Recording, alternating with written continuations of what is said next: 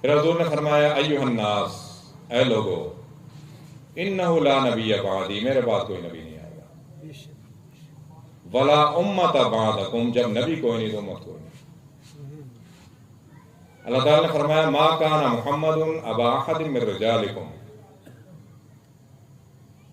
باقاعدہ نام لیا گیا اسی لیے محمد صلی اللہ علیہ وسلم والد نہیں ہے کسی مرد کے، ولکن رسول اللہ، لیکن اللہ کے رسول ہیں، وخاتم النبیین، اور نبیوں کے ختم فرمانے والے ہیں، ان کے بعد کوئی نبی نہیں آئے گا۔ صحابہ نے عرض کی کہ حضور آپ کے بعد کوئی نبی نہیں ہے،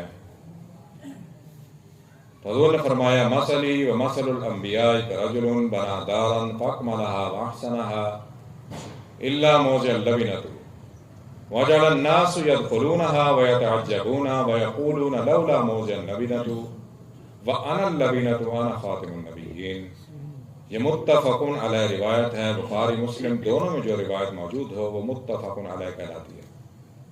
ابو ہریرہ راوی ہیں اس روایت کے۔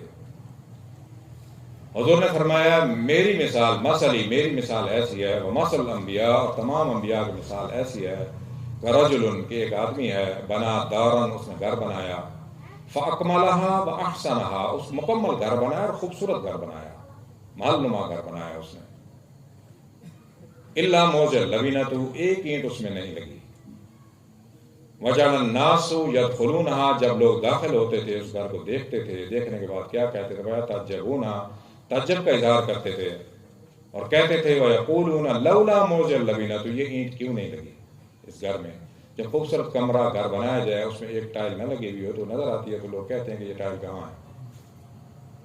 وَأَنَا اللَّبِنَةُ، حضور نے فرمایا وہ آخری اینٹ میں ہوں جس پر خاتم النبیین لکھا ہے، لا نبی بعد، میرے بعد کوئی نبی نہیں۔